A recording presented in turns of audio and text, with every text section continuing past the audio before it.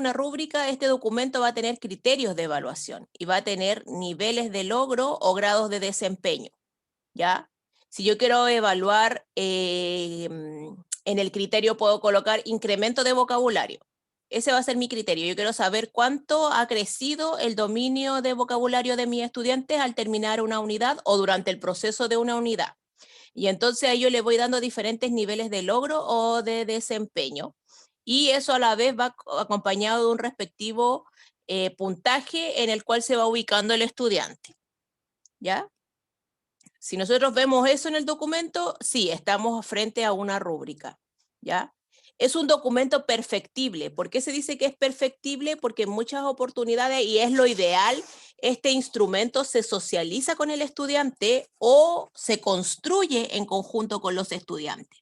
Y los estudiantes pueden manifestar su opinión si están de acuerdo o no están de acuerdo con el instrumento, o si hay algún criterio que no les parece, la idea es modificarlo y que todos queden conformes con el instrumento, con el documento, ¿ya? Por eso se habla que es perfectible y es consensuado. Se toman decisiones desde ambas partes para crear una rúbrica, ¿ya? Por lo tanto, la rúbrica se presenta antes de evaluar y ahí se toman acuerdos. ¿Estoy de acuerdo? ¿No estoy de acuerdo? Sí, no, ¿por qué? ¿Qué opina el resto?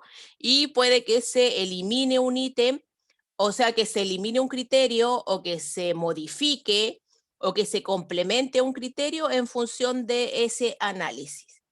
¿Ya? Si hacemos ese proceso, estamos frente a una rúbrica. ¿Ya? Si bien este documento ustedes pueden mostrarle al estudiante como una matriz preestablecida por ustedes, pero después la que va a quedar al final es aquella donde consensuaron, tomaron acuerdos, socializaron, fueron conocidas por todos los estudiantes y todo ese proceso tiene que hacerse antes de aplicar la evaluación.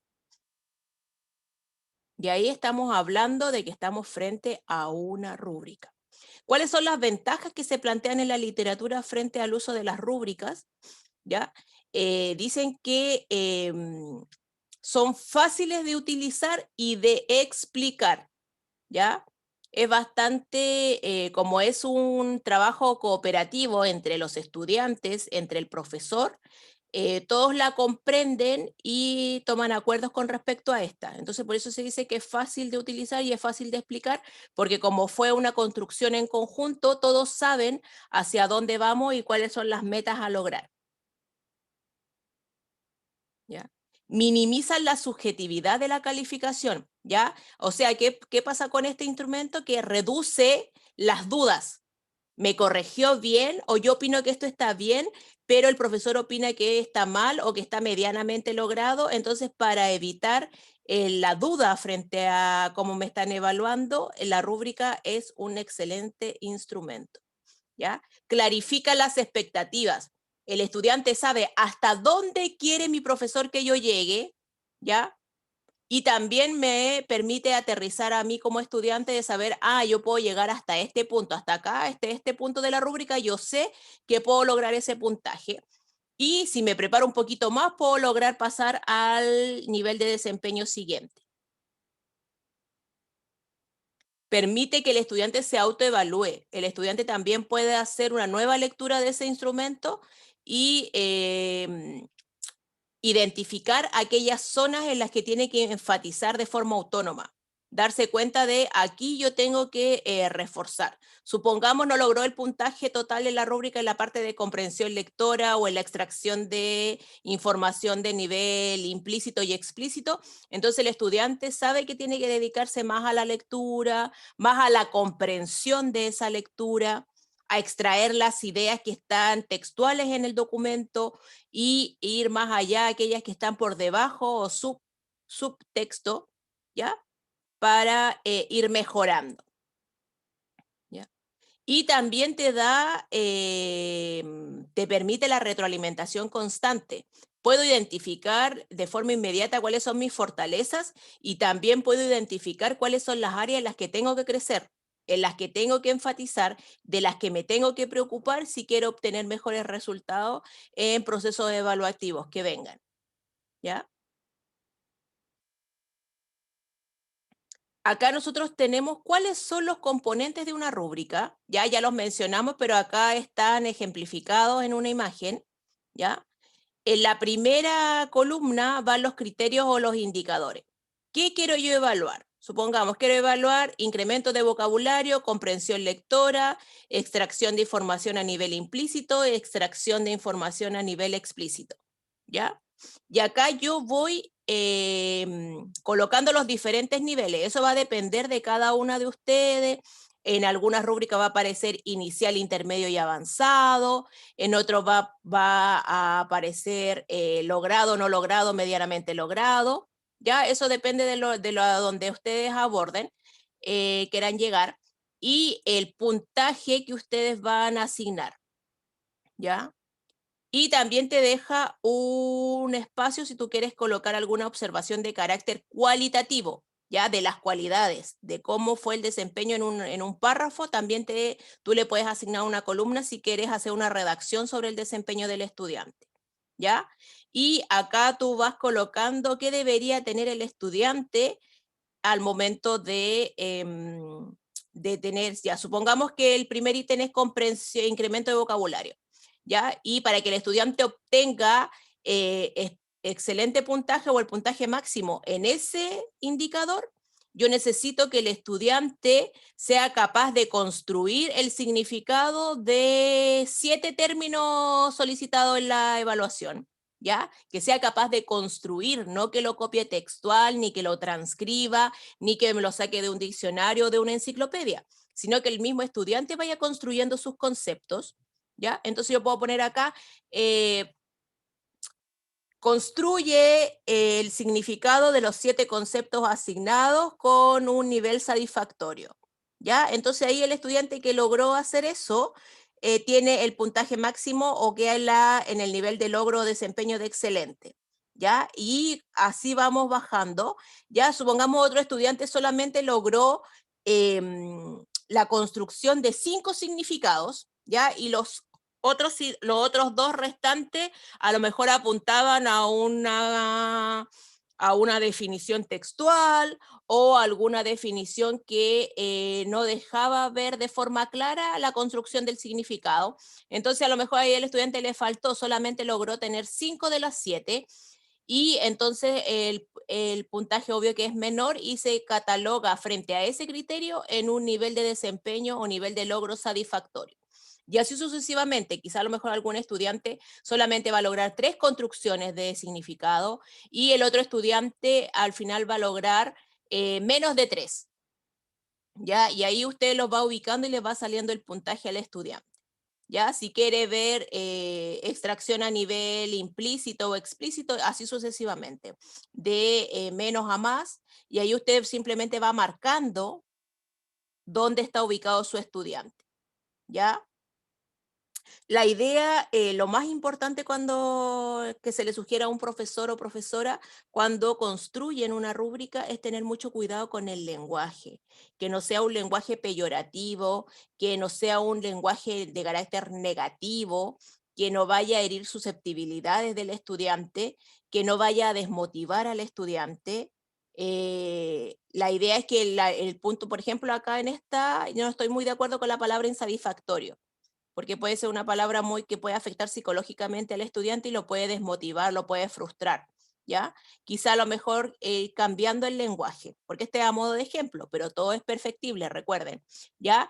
Y lo otro, una rúbrica nunca tiene punto cero, ¿ya? Siempre nuestro estudiante algo va a saber, algo va a entender, o puede ser cero siempre y cuando haya ausencia de, cuando el estudiante dejó la pregunta en blanco, no la resolvió, o la actividad en blanco no la hizo, ¿ya? Pero nunca, si el estudiante algo hizo, nunca vamos a partir de un puntaje cero.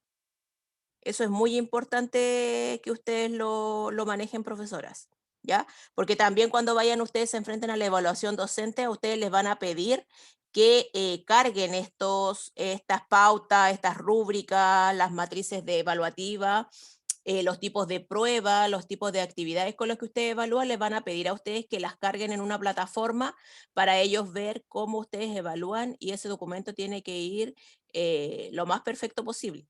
¿ya? Para que ustedes puedan obtener un buen nivel, ¿ya? Acá hay alguna forma de ver la valoración, el puntaje que le voy a asignar, ¿ya? Acá hay formas de hacer descriptores de más a menos o de menos a más. Ya acá ustedes pueden observar que el estudiante que va a lograr el mayor puntaje es el que demuestra una total comprensión del tema. Todos los requerimientos de las tareas están dentro de la tarea que realizó. ¿Ya? Están visibles en las respuestas que construyó el estudiante. ¿Ya? Después a lo mejor el puntaje, el estudiante que va a lograr el puntaje 3, ¿ya? Es un estudiante que sí demuestra comprensión del problema, ¿ya? Pero no total, sino considerable, ¿ya? Le faltaron ciertos puntos para poder ser el total. Y si se fijan en la última, aquel estudiante que va a estar más descendido y que va a obtener un punto, dice, demuestra poca comprensión. Ya en ningún momento dice no comprende o no realiza la tarea o no, ven, demuestra poca o falta, ¿ya? O sea, siempre se le invita al estudiante a seguir avanzando, a seguir construyendo, a seguir aportando. Eso es muy importante que ustedes lo tomen en cuenta, el factor psicológico cuando yo construyo una rúbrica. ¿Ya? Acá hay otra forma también, ¿se acuerdan que yo les dije que los conceptos, los niveles de logro pueden ser de diferentes formas? Cada una de ustedes define cómo va a querer construir su rúbrica cuando tenga que hacerlo. Ya acá hablan de excepcional, destacado, adecuado, inadecuado. Esta palabra a mí ya no me agrada, porque algún estudiante se puede sentir mal si ve que su evaluación aparece que él está calificado como una persona inadecuada. A cualquiera le molestaría, ¿no? Acá hay otra forma acá hay una rúbrica ya completa. Acá están los criterios que quería lograr el profesor del estudiante, cómo era capaz de manejarse con la información del Internet, cómo era la calidad de la información que recopiló, cómo se organizó, cómo argumentó y cómo participó. Esto es lo como yo, profesora, quería lograr con mi estudiante. Y acá están los diferentes niveles. Tengo el excelente, tengo el bueno y tengo el regular. Ya estos niveles son más amables. ¿Ya? ¿Ven que habla de poco, que necesita ayuda, que hay a lo mejor que hacer sugerencia, ya, pero nunca el estudiante para que se sienta mal frente a su resultado, ya? También tenemos las listas de cotejo, ya, estas también son muy importantes, que esas tienen que ver más que todo con la parte actitudinal del aprendizaje de mi estudiante, ya, si demostró valores, si fue respetuoso, si trabajó cooperativamente con sus compañeros, si fue responsable, si fue prolijo en la limpieza y el orden del trabajo que estaba presentando. Y este instrumento más que todo me permite a mí, por eso dice lista de control o cotejo, me permite evidenciar si hay presencia o ausencia de algo que yo quiero que logre el estudiante, ¿ya? Y por lo general se utiliza para ver la parte actitudinal, ¿ya? A veces yo puedo tener mi rúbrica y también puedo tener la lista de cotejo o una mixtura de ambas, y esto tiene un checklist. ¿Está o no está? ¿Sí o no? ¿Presencia o ausencia? ¿Ya? Y ahí ustedes van determinando. ¿Entregó el trabajo en la fecha asignada? ¿Sí o no? ¿Ya? El trabajo cumple con la estructura solicitada, o sea, cada uno de los pasos que yo le pedí en el trabajo, en el informe, en la exposición, ¿están presentes, sí o no? ¿Ya? Y esta también, la idea es que sea consensuada y se le presente al estudiante antes de hacer su evaluación, ya que ellos sepan que usted va a considerar la puntualidad, la responsabilidad, el trabajo cooperativo, el liderazgo. ¿Ya? Acá nosotros podemos, este es un ejemplo de una lista de control o de una lista de cotejo, ¿ya? ¿Muestra seguridad al realizar los ejercicios, sí o no? Esta tiene que ver más que todo con la parte motriz, pero ustedes pueden ir adaptándola según las necesidades que tengan. Ya cuando hagamos el trabajo final de la asignatura, ahí ustedes van a tener que diseñar el instrumento evaluativo que va a acompañar ese diseño articulado del que hemos hablado en otras oportunidades. ¿Ya? Acá hay otra.